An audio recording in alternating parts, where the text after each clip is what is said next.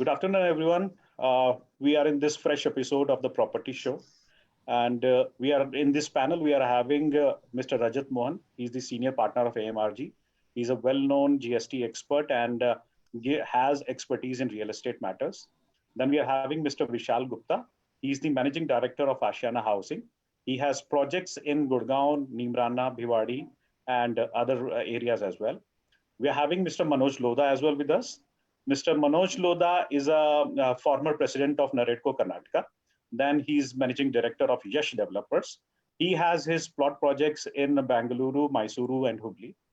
We also have Ms. Payal Kataria. She is a company secretary and is an expert in GST matters.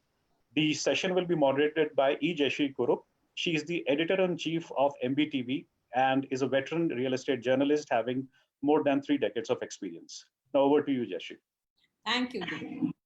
Thank you, gentlemen, for joining us. Thank you, Payal, for joining us. We're talking about the GST, why GST has to be levied on land. The AAR had actually passed an order saying that if the land is developed for services like water, power, sewerage, drainage, and so on, there will be a a GST levied. And this has led to a lot of debate, and we thought we'd come and get it straight from the horse's mouth. So Vishal, let's start with you.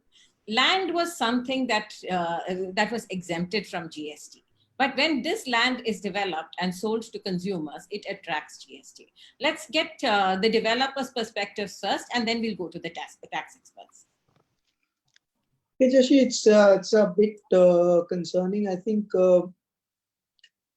the developers have always been saying that, please define what are we real estate, or are we goods, or are we services? And even when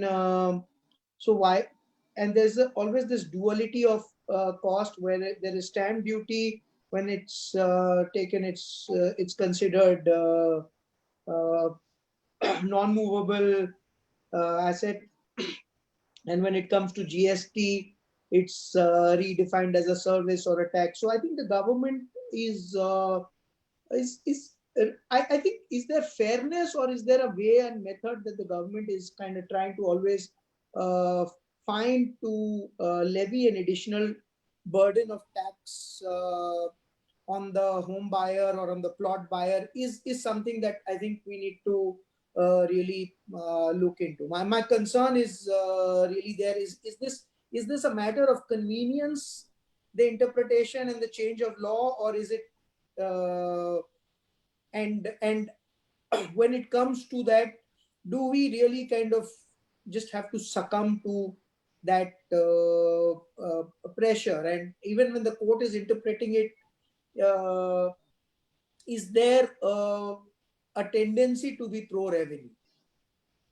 Okay. Manoj, I'm going to come back to you. You former president Naredco Karnataka. You also MD of Yash Developers. You're from Karnataka. You have projects in Bengaluru, in Hubli, and so on. So you are in the plots business, right? Let's get your perspective on, should the services on land be taxed? Well, if anybody goes to the authoritative advanced ruling, there's absolutely no chance that you would get a judgment which is not in favor of the revenue. So you'll always get something pro revenue, and you will get taxed anyways. But this particular judgment or the advanced ruling is got some nimble points, which my fellow panelists will definitely point out in the due course. So they talk about a super built-up area. There's no concept of super built-up area for a plot project, which is most important. And even if you consider that we sell on the super built-up area, then what aspect or how do you accrue the cost arrived? There are different aspects to a plot development project. Either you own the land, you do a joint venture. In joint venture, you do a revenue share, you do a area share. All these three major aspects, and then there's a house building cooperative society which does a collective buy purchase schemes.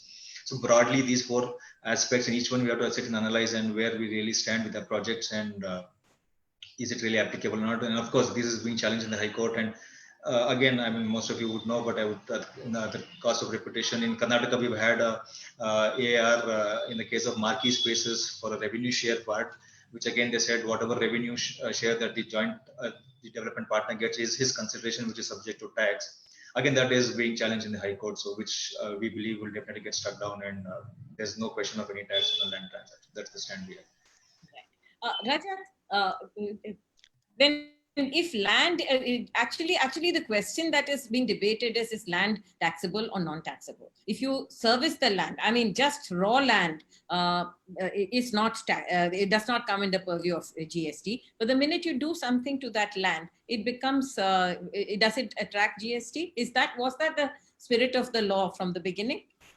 So, Jayshree, if we, go back a step back and see what the Constitution of India says is the mother of all laws. The Constitution of India very clearly says that taxes on land should be, given to states. States has the entire jurisdiction to tax lands. Central government cannot tax it. For GST purposes, we have a special article 246 capital A, which states that in case of goods and services, tax could be implemented under GST, could be levied under GST. Goods are movable products. Services are anything other than goods. But in any case, land cannot be a service.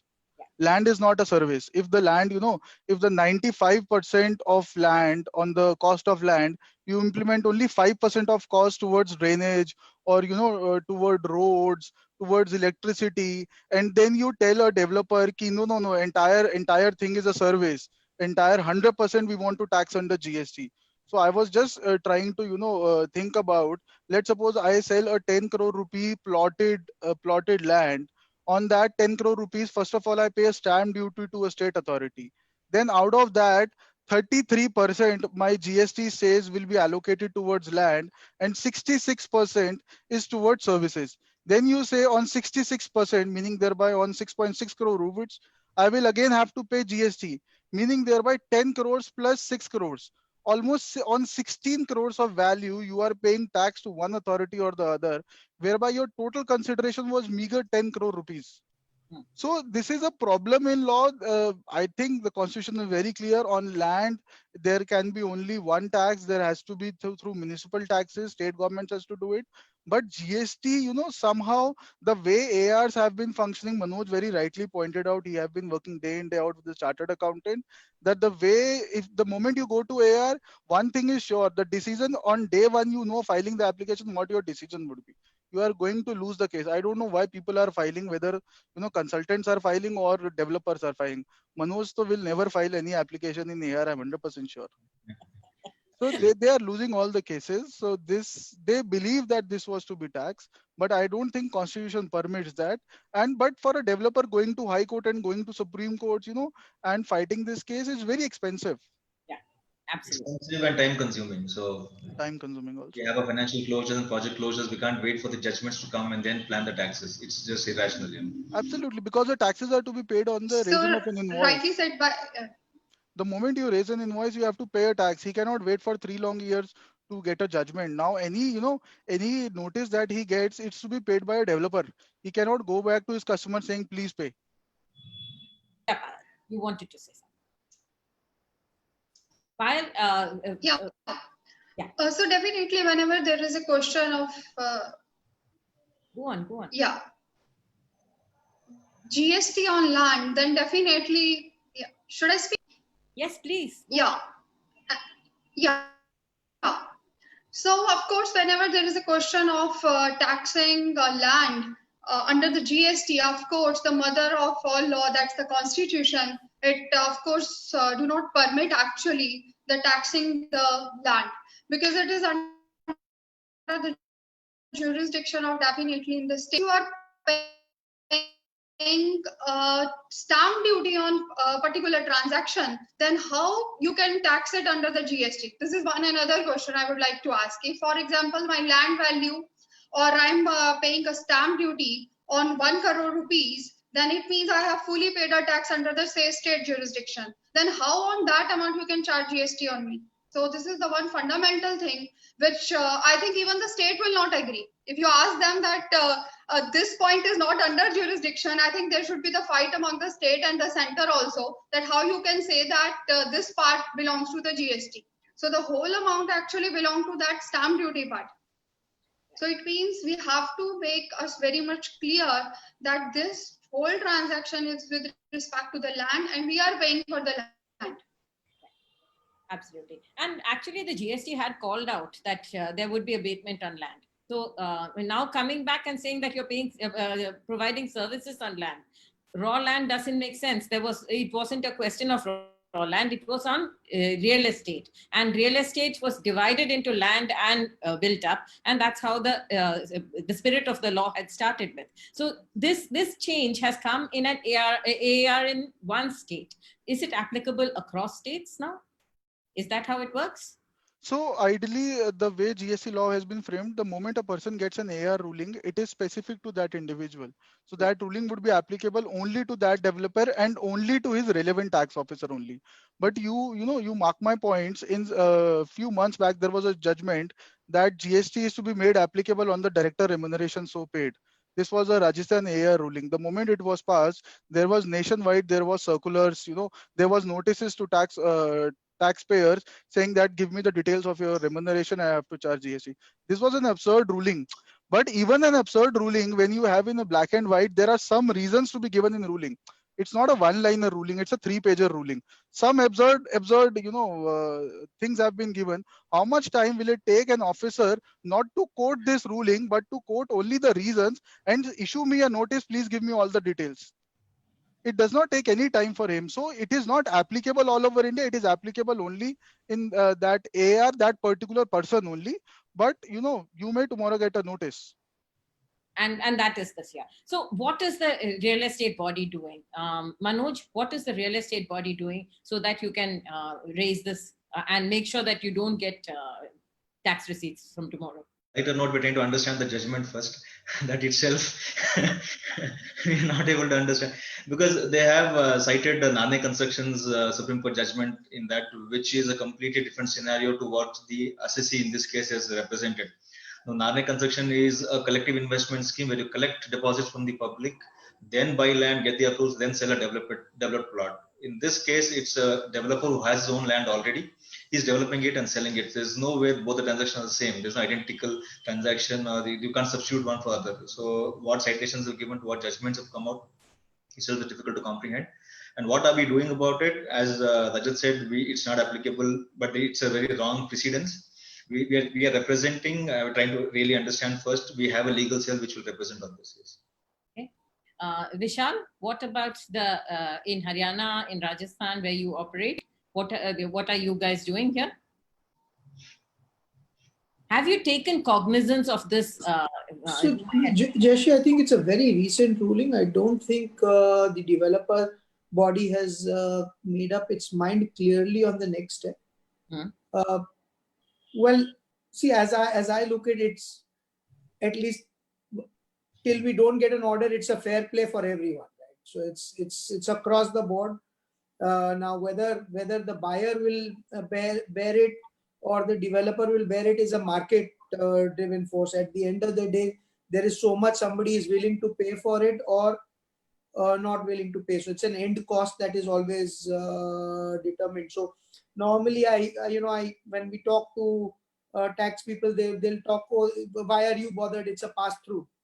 But that's not how it really works, because there is a paying capability of every person, and I think I'm just disappointed. That's all. I mean, I really don't have a lot to say in this matter. It does not seem. I think there's a huge there's trust deficit against the development fraternity. There is the general hunger for being pro-revenue. I don't think the environment that the government is creating is one of trust and dependability.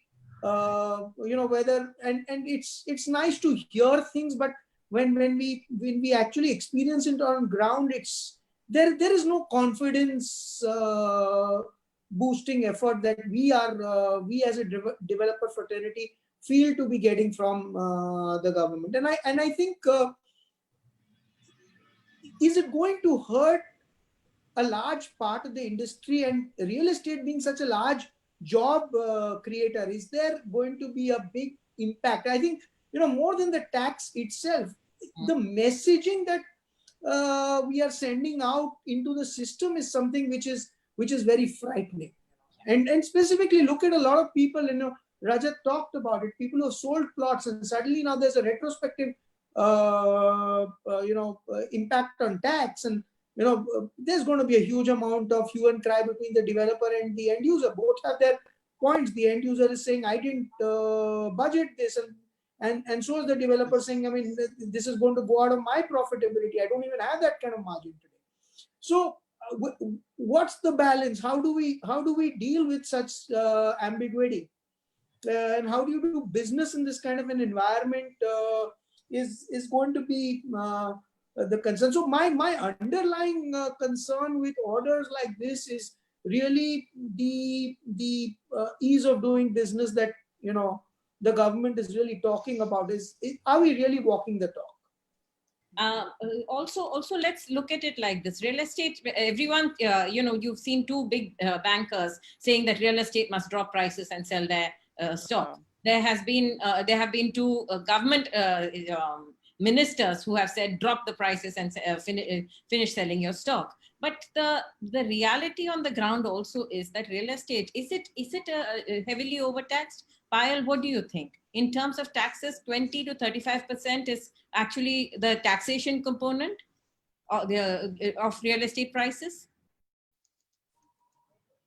Of course, because one of the things that ITC has been taken away from the real estate, that is the big slab actually, and then finally you are making the things very much complicated, and then of course then the person is bearing a stamp duty on the land, so it means the composition of 2 or 3 things is here, and moreover you have taken the ITC from them, and that is I think the big blow on them. So that's why the rates they are increasing, and moreover this property which is known as the roti, kapda and makan, these are the 3 essential things, and the makan is very essential type of thing, and you are again and again making the things complicating, and then increasing the pricing, or in fact making it more complicated. That's the main question. So definitely things should be done to make it ease, because as rightly said by Mr. Vishal, that this is the second largest employment generator in the whole country, and the huge chunk or the pie of GDP growth is actually by the real estate. And I think it should be equally taken as an essential, in fact a very, very essential thing in the country. And from that point of view, there should not be the burden on the real estate actually, and things should be done further in this direction. Yeah, but when we say things should be done, I think we can debate in webinars like this, but I think what we would like is how can this be taken forward? Rajat, I'm going to bring the same question back to you. Is real estate heavily overtaxed? And if so, if prices have to come down, don't you have to actually ease the tax burden on the people? Yep. So Jayashree, first, I have to understand that, I have written why tax on why GST on plots, because India is a tax hungry nation. We have to understand. For everything, we want to tax air, water, land. We want to tax everything. So this is how the policy is. I don't fear a 25% tax. You may, take it to 50% because that's the country. That's the policy of the country. If if you have a standard rate of 50% for every developer in the country, no one has a problem. So again, it's a pass-through entry that your customer has to bear. So this is the one thing. But the problem is when you have such rulings, whereby Mr. A, who is a developer, who thought a tax is not applicable at all. After 3 years, he comes to know, the tax was applicable. And mark my words, from July 17 to, March 18, the rate of tax on industry was 12% to 18%. When you ask a developer to pay 12% to 18% of your top line, he'll say it is much more than the value that I have added. So it does not make so. Is industry heavily taxed? Even if you reduce the tax to 1%, 5%, people will say I am heavily taxed. No one wants to pay the tax. The idea is there a policy, or any Tom, Dick, and Harry can come and serve me a notice? Please pay 20 crore rupees or pay me so much. Otherwise, I'll do this, do that to you. So that is a problem that India is going on. 25-30%. Yes, it is being taxed. Yeah. Okay. Now, Vishal, let's assume that this tax goes through. What does this mean for the consumer? If I'm buying a plot of land, what does this mean for me? Jayashree, I mentioned earlier, I think we don't know who's going to be paying it, either the developer or the end user. But ultimately, or the landowner. So the property prices are going to be a subset of the cost is going to be a subset of demand and supply. So ultimately the pricing, over a period of time, it will get priced in. So the burden ultimately will come to the end user. Can we estimate? But in between it, for the short term, it could be it may have to be borne by the developer as well. But I come back to the point again. I think Rajat is also bringing that point, is that it is this inconsistency which is causing more harm and concern, and the amount of time that gets sucked in. Why are we not being able to focus on efficiency? Why can't we be a low cost producer of goods like China? Why can't we compete in that environment? Because we have to spend so much time and energy in non-productive work. And it's we all have so much, we only have so much time. Yeah. And this non-productive work, the biggest problem is the trust deficit. We have a couple of bad experiences and we paint the entire industry with the same brush. It costs us heavily. In fact, the guys who do all the mischief are gone. It's the guys who are not doing anything are facing all the music. And it's an unpredictable business, right? When taxes come in midstream, it becomes an unpredictable business. Absolutely. And that is the big challenge. And it is also going to be the reason why, and the moment you make business more complicated, who are the guys who want to come in? Yes. Are the straightforward, well-meaning guys going to be in business? Yeah. Or are you going to attract people who can manage the system? So it's a very vicious circle that you would put yourself into by complicating, doing business. Manoj, we have noticed on Magic Bricks that the number of people searching for plots has actually started going up, and significantly up. Plots across the country are attracting more consumer interest. In such a scenario, if such a ruling comes, do you think that it will impact the consumers' interest in plots? See, we are businessmen, so we only know how to plan a project, execute and implement a project, come out of the project. We are not ready for surprises. So tomorrow, one fine day, I'm saying GST came in 2017, and if this is retrospective, if my understanding is right, if not prospective, and then if my financial closures of all my projects are done, 5-7 projects which I've completed, and if I am saying tomorrow morning you get a notice for 7 projects of which I've done everything, my tax planning and my clearing my tax dues and everything, and if I am levied a penalty, now who's going to foot the bill? Already we are in a situation where we're talking about return on investment, because we get what we've invested back, we're happy today. That's the scenario we are in. So this we don't like being surprises, and we're not good people to interpret the English language the way the statutes look at. We don't even understand the English language in their interpretation. We just give a plain reading and get make our own interpretations, probably take legal advice. So all these surprises don't augur well for the business in any ways. And if we know, as Rajat said, if we know my tax is going to be 10, 20, 50, 100, whatever percentage, we plan for it. Either we do business or we don't do business. That is fine. But we are surprised for some project which is concluded. Nobody can plan for it. So I remember when Airtel said we can compete with any other player, but not Jio, because Jio is giving everything free. So when something is free, what do you compete with? When everything is over, what do you really do next? So surprises don't augur well at all, is my case. Demand is there, but uncertainty is equally there, and we can't go back to consumer and say, to a consumer with a completed transaction, I cannot go back at all. He doesn't care. For one whose transaction is pending, I have to subsume the cost. For a fresh transaction, he'll not buy because it's expensive. So where do I stand is anybody's guess. That's all. A grim picture. Actually, I'm going to bring this back to Rajat. There's one of the consumers who's written, my uncle who has dues of 10 lakh to Ghaziabad Development Authority for the house he possessed 20 years back, applied for a one-time settlement scheme.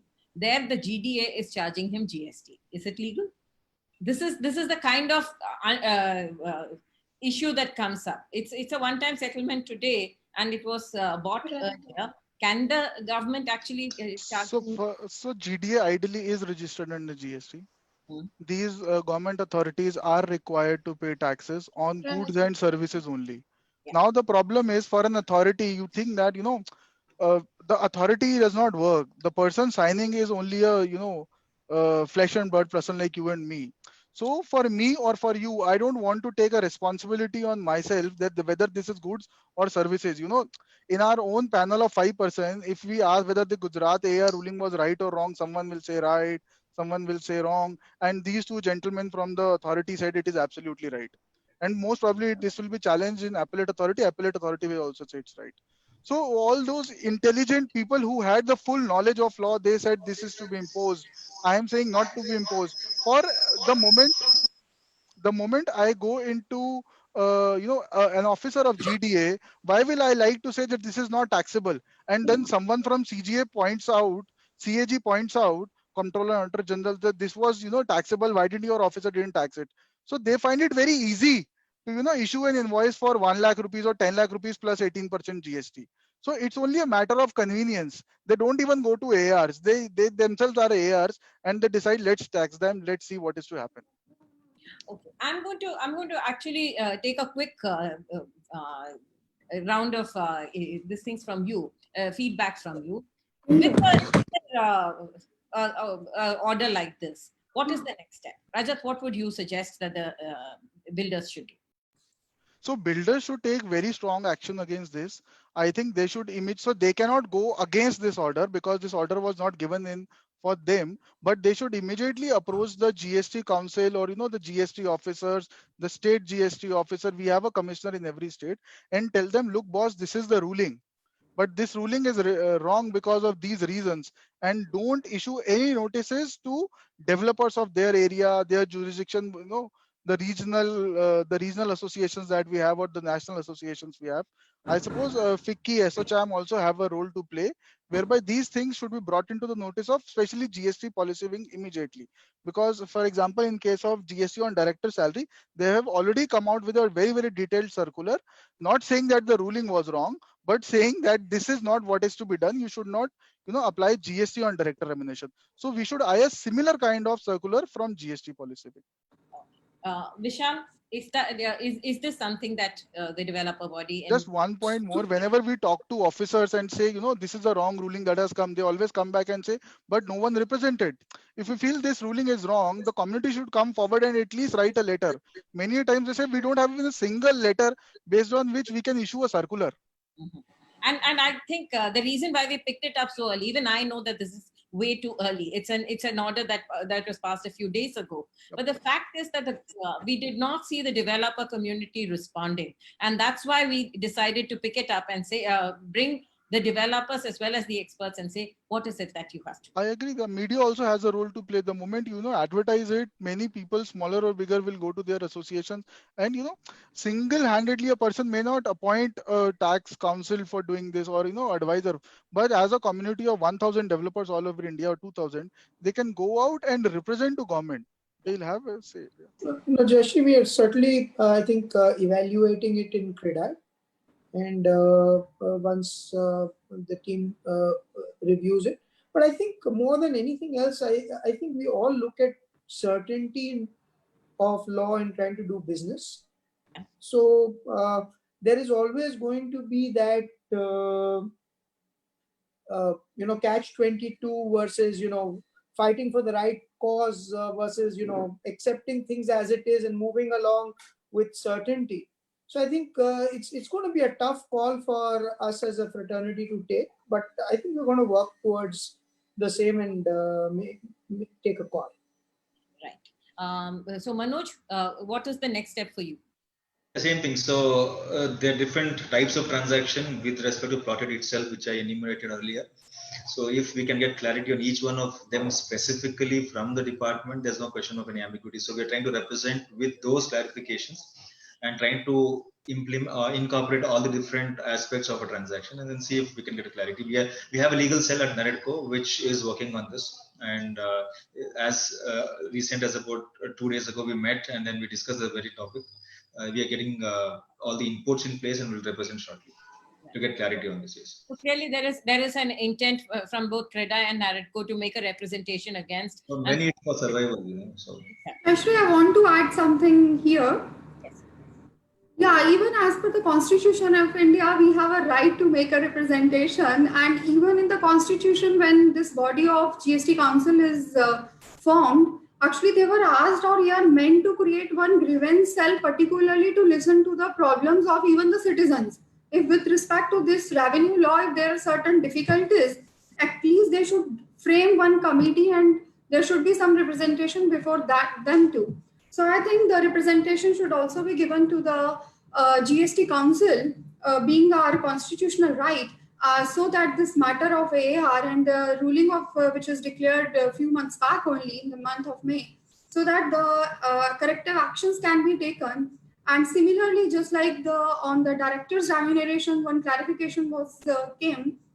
So on the similar line, I think the clarification should come on this subject as well, so that there should not be ambiguity in the mind of the stakeholders, so that they can do their business, because this is now the very crucial time. Like the rates of the real industries, they are going down and down, and under the corona situation, the things are getting more and more vast. At least now the department or the ministry, they have, I think now, the ample time. Nobody is going to the office.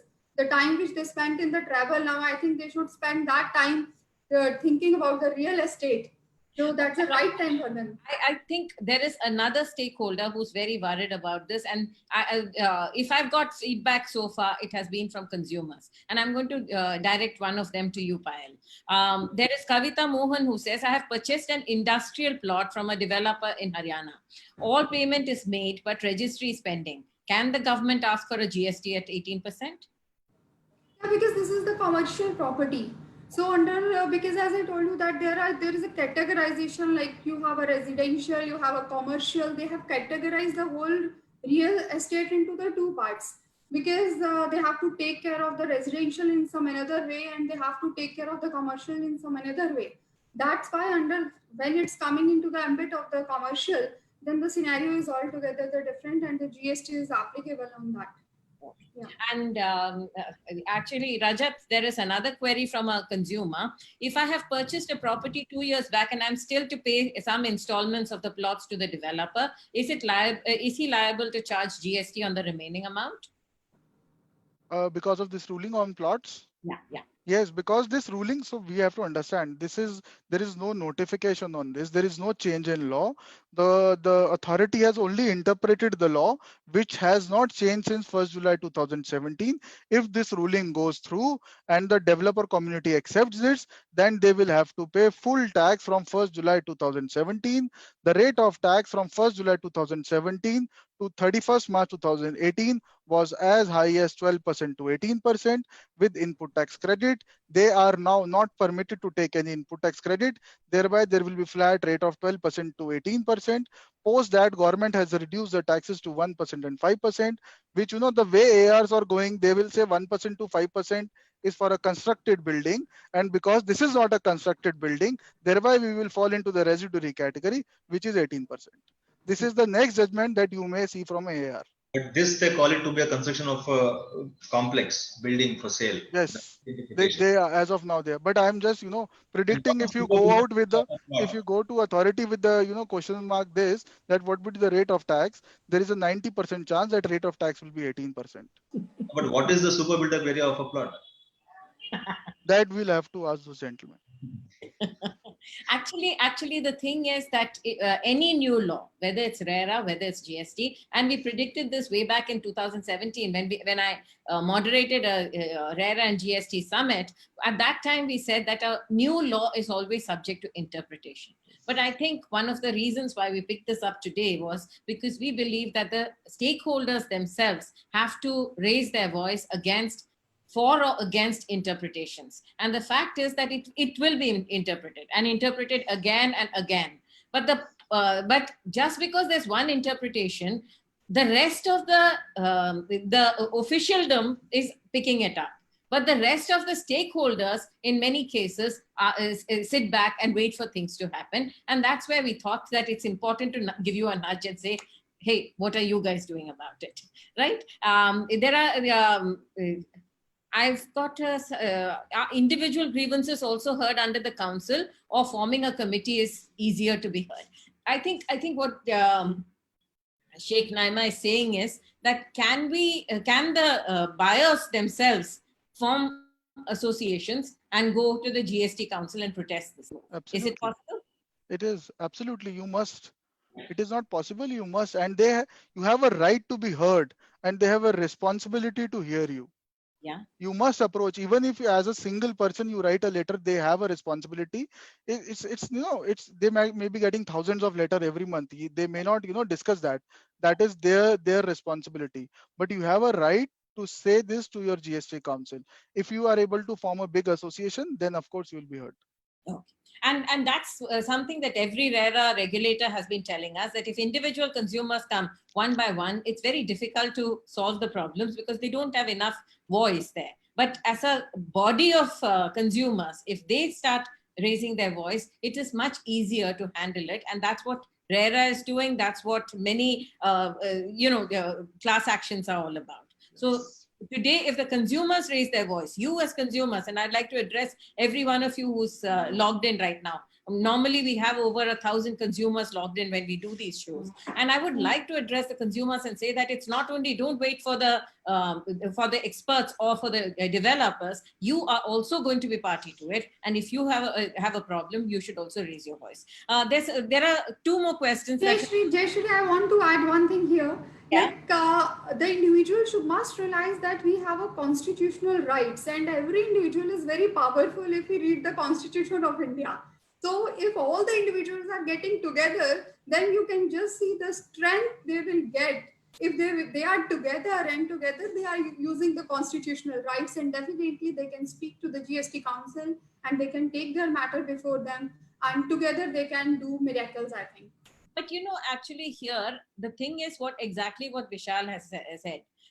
You have ultimately only so much time. You're fighting to get your houses. You're fighting to reduce the taxes. You're fighting for civic amenities to come in. And now you're fighting for something that the GST never intended, that land should be taxed. And which means that at the end of the day, whether you are a builder, a buyer, expert in the field, what you're doing is actually fighting innumerable battles, post-dated, pre-dated, on the fly. You are actually fighting these battles. And Jayashree, I would also like to add here, judgments like this also create a lot of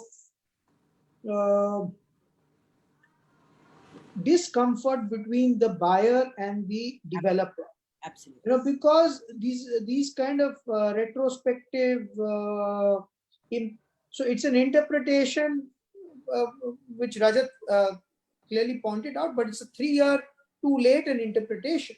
Yeah. We had filed an advance ruling. It took 2 years to give that advance ruling, and they gave the advance ruling on a back date. I mean, that has happened.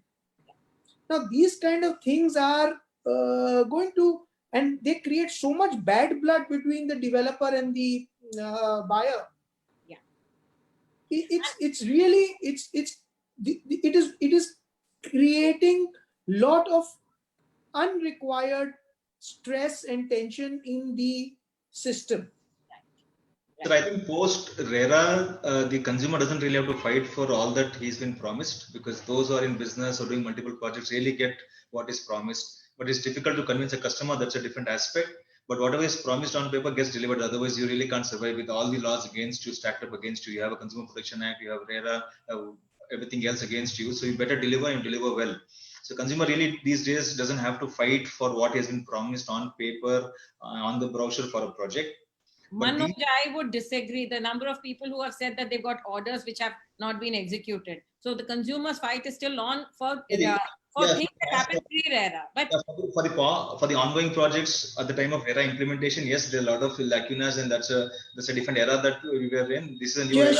Jayashree, do any of, see, one of the other problems with with the media is you're only hearing people with complaints. I don't think people come and tell you, this developer actually gave me more than what he had promised me.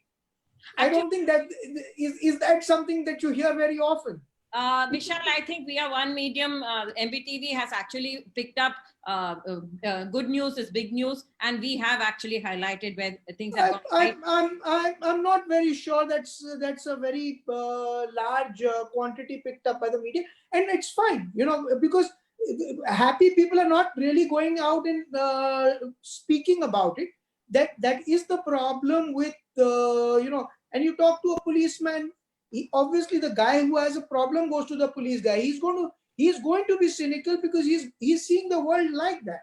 Yeah. Good people are not going and telling him that, thank you for being so nice and, keeping the colony so safe, and I feel very secure. Very few people would do that. If GST was working fine, I wouldn't call you in. It's not working fine, which is why I called you. If GST had working fine, you wouldn't come here either. So the net, if there is a problem, I have to raise my voice. No, Jayashree, I do have a concern. No, and I'm raising this because, let's be fair, let's take a sensitive topic like Greater Noida West. We talk about all the homes that have not been delivered. Has media talked about the number of homes at the price that has been delivered in Greater Noida West? Yes. Imagine at what a nominal cost. In Delhi NCR, the number of homes that have been delivered, but it is not being spoken enough about. There is a concern. The bad news, the bad apples are called out 95% of the times, and the 5% is the problem. So I think that's what Manoj was really referring to. I think that going forward, you're going to have a lot less issues, but the ghosts of the past can be settled are continuing to haunt us. We will have to settle the ghosts of the past for a sorted future, and that is what we're trying to aim at. There will be the ghosts of the past will come to haunt us, and there are many ghosts. Even with executable orders, with orders for execution, they haven't been executed. So let's not brush it under the carpet. It has happened. I'm not saying, but I think there are Maharera, Karnataka RERA, UP RERA, some of the best orders. They've done audits. They are allowing consumers to build. They're hand-holding the consumers. They're finding solutions, and we're writing about them. But that doesn't mean that there are no problems. There are problems and we have to raise them. That's my job. A limited point was pre-RERA issues, and those builders who have not delivered, they better be brought to book. But post-RERA, things are really getting streamlined. Was one limited point. That's all I had to say. Yeah. And a couple more queries that consumers have asked, and I think you guys may be able to answer it. There's somebody called Ravi who says that I have a plot in Ghaziabad and there has not been any development on it. Does this ruling also apply to people like me? Payal, does it apply to him? Will not be applicable on this particular case. Yeah. Okay. And Rajat, there's another query. Do you think this ruling goes against the basic framework of GST? Absolutely. No doubt about it. This goes against the Constitution of India. This goes against the erstwhile laws. This goes against everyone. You cannot tax land. Under any circumstances, land cannot be taxed under GST. If I have simply given an electricity connection, if I have simply made some roads, and just I was reading across, the roads that I make, the developer makes, does not belong to an individual. It belongs to the the society per se. It has not been sold. It belongs to government of India. So something that I have not sold and you apply GST on me doesn't make sense. GST applicable on a clubhouse membership is understandable because that's a privilege that few get in a plotted project maybe. But the basic sanitary water, you can't even build a house without sanitary water or electricity. So these are basics without which is not sellable in the first place. And it's a legal requirement for me to do it. It's not something which I'm adding on. It's not something which is a value addition in my view. And that's why I'm going to conclude this session. Thank you so much for joining me. The purpose of this show was to raise the flag. I think this issue is significant enough to raise the flag. What can people do? I think what both Rajat and Payal have actually told us is that whether you're a consumer, whether you're a developer, go and make your protest heard. Make it formally, make sure that your voice is heard. And once your voice is heard, hammer it in, because this goes against the very basic constitution of India. Thank you so much for joining me. I'm Jayashree Kurup, and this is The Property Show. Thank you, Jayashree. Thanks for the opportunity. Thank you. Thank you.